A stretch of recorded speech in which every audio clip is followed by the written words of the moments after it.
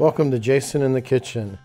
I felt like making donuts today, so that's what we're gonna do. Let's get started. Alright, we're gonna make donuts today. So in a bowl I've got 1 1/4 cups of whole milk. Put a tablespoon of sugar in there and 2 tablespoons of dry yeast. And that needs to bloom for about 10 minutes. And that's all been whisked together. Then in my mixing bowl, I've got 1 stick of butter and I've got 1/2 cup of sugar. Then I have 4 1/2 cups of flour that I need to sift. I've got 2 eggs with roughly a teaspoon of vanilla. I don't measure vanilla, but I eyeball it, and I like to use Mexican vanilla. Make sure you use the real stuff. Don't use the vanillin or the artificial vanilla that you see a lot of times with Mexican vanilla. And then I've got a teaspoon of salt. This time I'm using sea salt. It's a finer ground for the donuts. Okay, after 10 minutes you can see that our yeast is nicely bloomed, so that's ready to go. And I've sifted our flour, and I've mixed in the salt, and I've put it on a sheet of parchment paper. And now we're ready to go to the mixer. Alright, so now we're going to cream together the butter and the sugar.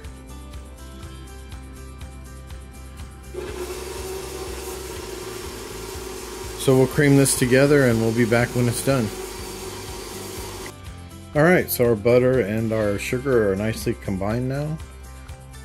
I increased the speed to 2, let it go for a while, and then I scraped down the sides a couple times, increased the speed, and it went for about 5 minutes or so, but this is what we got here. Now we're going to add in our eggs and vanilla.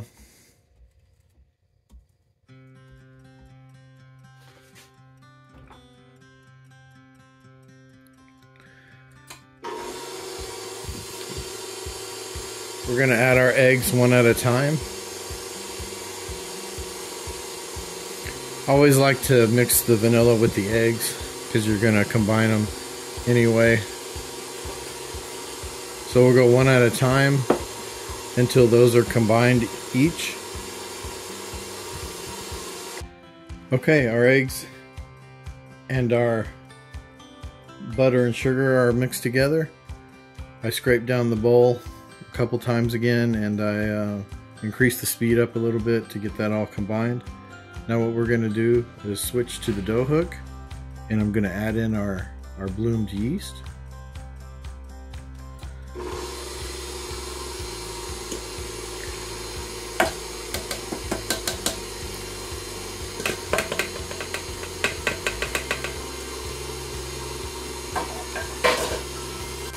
And now I'm going to add in our flour. This is why I put it on parchment, so it's easier to feed in to the mixer. It's a little at a time. I've also used paper plates or paper towels. You can also just scoop it in from your bowl with a measuring cup.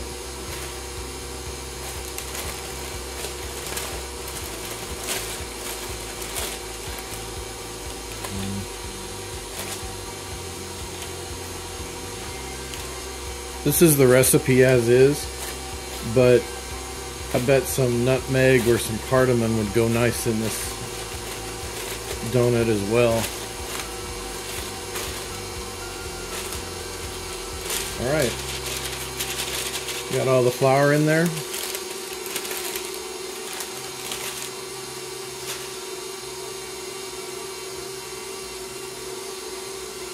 We're going to let this go until it comes together and it forms a nice dough, comes away from the sides. So we'll be back when that happens. Alright, our dough came away from the sides. Came up the dough hook, so we're going to pull it a little bit. It's sticky dough, but see how it's stretching and not breaking? That means it's ready. This took about 15 minutes, and I increased the speed to medium and then to high. So you can always add a little bit more flour if you need to.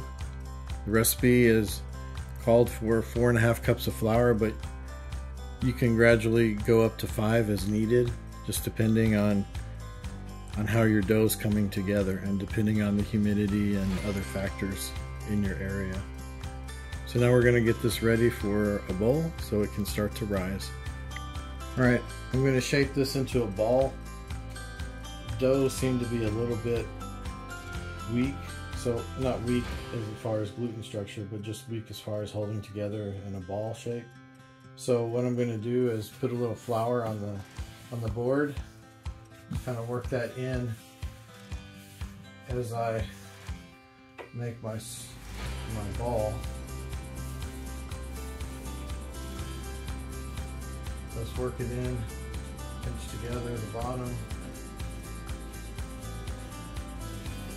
roll it around and tighten that surface on the top.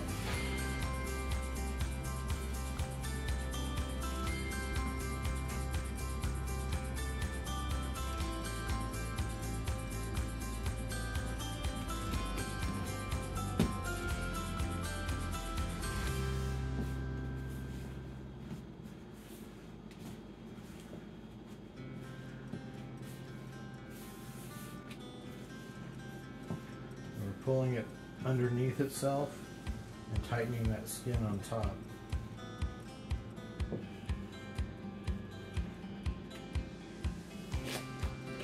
All right, there we go. I got a nice dough ball now. I'm going to put it into an oiled bowl. I use butter. You can use vegetable oil, spray, whatever you like. I'm going to cover this up and let it sit for an hour, and then we'll be back. Remember to clean as you go. Alright, our dough is very nicely risen now. Now I'm going to pour it out onto a floured surface.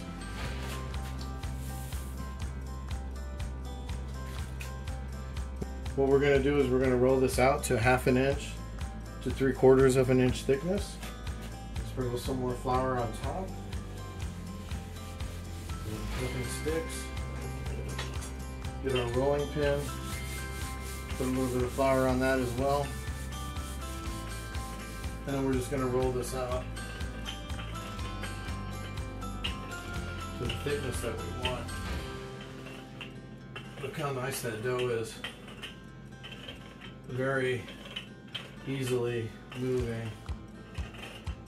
Hardly have to put any pressure on that, and it smells really good.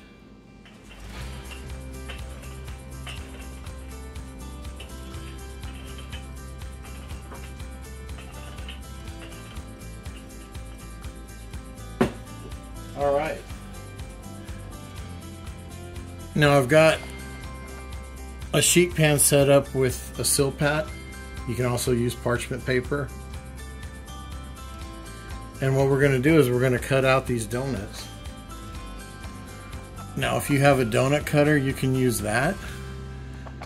You can use 2 glasses, one smaller than the other, like a shot glass maybe for the second one. Me, I've got these 2 ring cutters. You can see that. So I'm going to cut out the circles, big circles with the big one, and then cut out the donut holes with the smaller one. And then I'm going to put it on our silpat.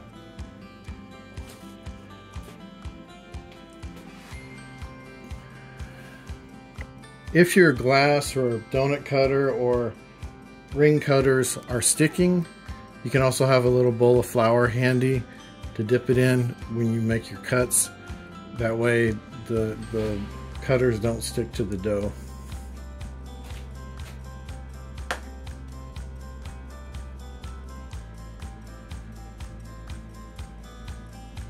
Okay. When you make your cut, you want to make sure you go straight down. You don't want to turn it or shake it too much, because what will happen is you just kind of pull it. Because what's going to happen is if you twist it and stuff, the donuts aren't going to rise properly.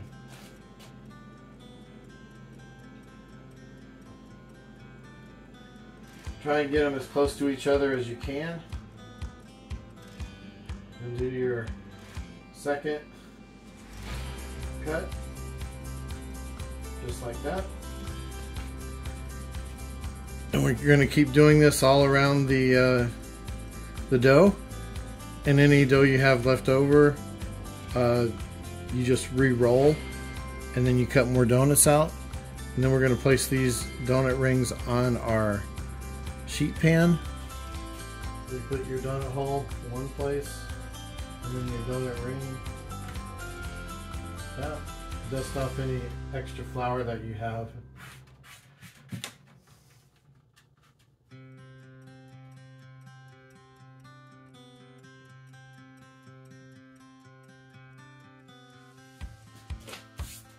So we're going to continue with that until we've got all the donuts cut. Alright, so I finished cutting out all the donuts. Now on the second roll, got a little bit too thin. So I've got 18 donuts here. One of them was a little fat, the last one I did. So probably get about 16 donuts regular size, but as we fry, you'll see how the different thicknesses will fry up, because these are going to puff up as we fry them. Now we want to cover these up either with saran wrap, you can use a damp towel, or you can just put another sheet pan on top. And so we need to let these rest for 45 minutes to an hour until they double in size again. So while we're waiting for these to rise, we're going to go ahead and make our glaze for the donuts. We're going to use a regular vanilla glaze, and we're going to make a chocolate glaze.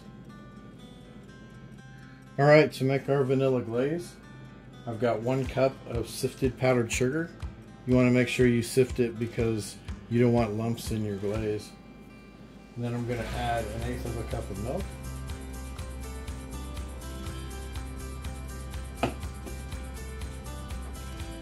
Half a teaspoon or so of vanilla. I use Mexican vanilla. And you want to put a pinch of salt. Okay.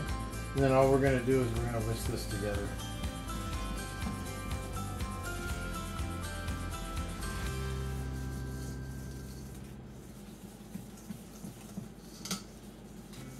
Now you can watch your thickness. If you need to add, if it's too thick, you can add more milk. If it's not thick enough, you can add more sugar. But right now this is looking really good.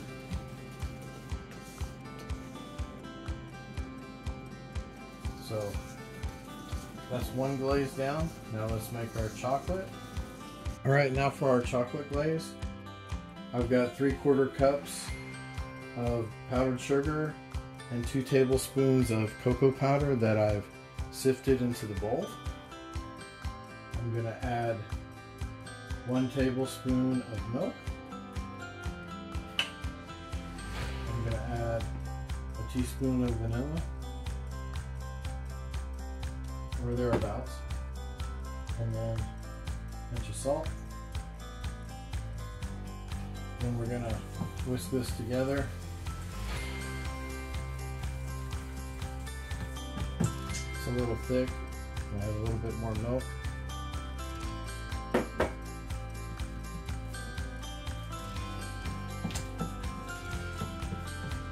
There we go, that looks better. You want your chocolate to be a little bit thicker than your vanilla.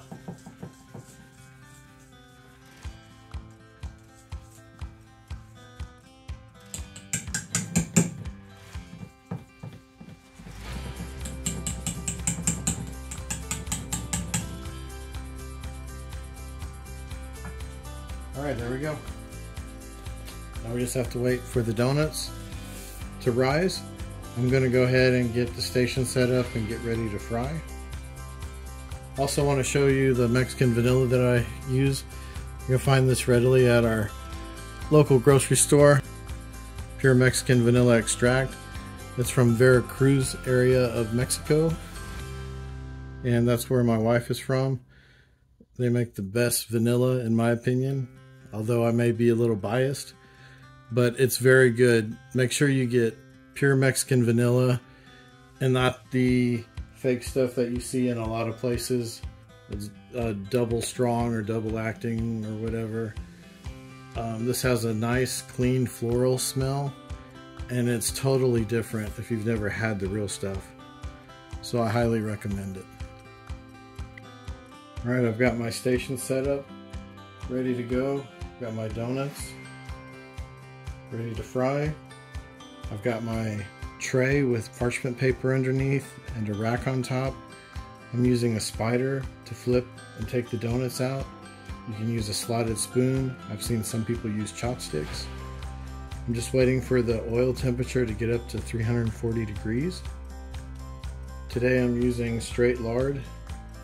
Usually I use peanut oil, but I don't have very much right now. So I'm just putting some lard in here so I can fry it up. If I'm a little short on the oil, then I can add a little bit more peanut oil. You can use a high temperature frying oil as well, whatever vegetable oil you choose. So when our temperature gets up to 340, we're going to start frying. I've also got my glazing station ready. We've got our chocolate and our vanilla glaze. Then I've got a couple sheet pans lined with parchment paper. And then I have a rack on top of that.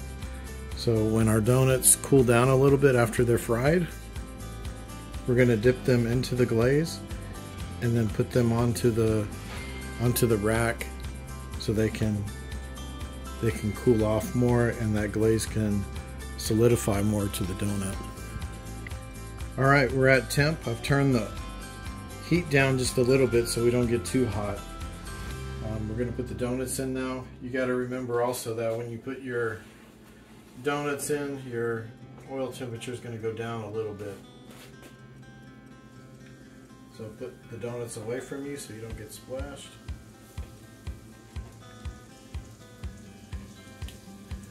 Looks like we can fit 3 donuts at a time.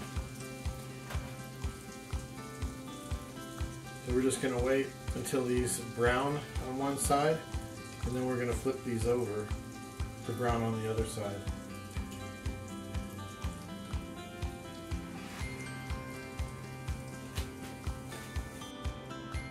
Alright, there we go. Should take about a minute or so per side. Look how nice those puffed up. We'll take about a minute on the other side, and then we're going to take these out and put them on the rack so they can cool off a little bit before we glaze them.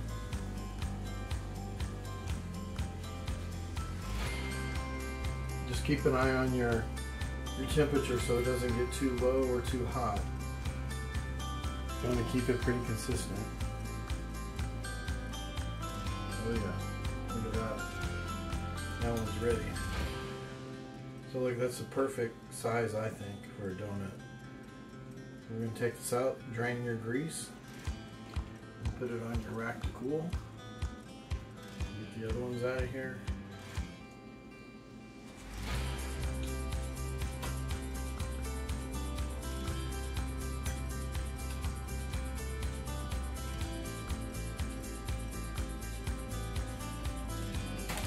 And there we go. We're going to continue with all of our donuts, and then when these cool down a little bit, we'll start the glazing. Alright, we've got some donuts ready here to glaze. Cool down a little bit. So what we're going to do is we're going to slip them upside down into the glaze, lift it up, drain off the excess, and then put them on our rack.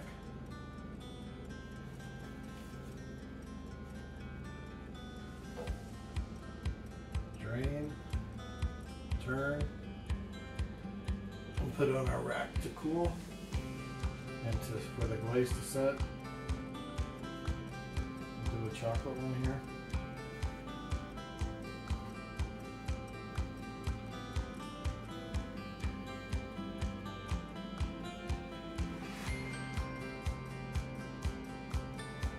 There we go. Don't those look good? We're going to continue with our donuts, and we'll show you what they're like when they're done. All right, look at that. If you have some sprinkles, put some sprinkles on some. I did some chocolate and some colored. Did some donut holes. I still have to finish some donut holes, but I don't think Jason's going to be able to wait any longer to eat these donuts, my son. So I just want to mention that if you put your glaze on when the donuts are too hot and the glaze starts to thin out, then go ahead and just redunk your donuts. It's not going to be a big deal. Like I said, out of all the donut recipes I've made and we've tried, I think this is our favorite one from Kent Rollins. So let me get a closer look at that. Let me show you the inside of that. Oops, there we go. Look at that. Man, nice and soft. The glaze has good flavor. That's a good donut. Get yourself some milk, some hot chocolate, whatever you like, coffee, and enjoy these donuts. Thank you so much for watching. God bless you, and we'll see you next time.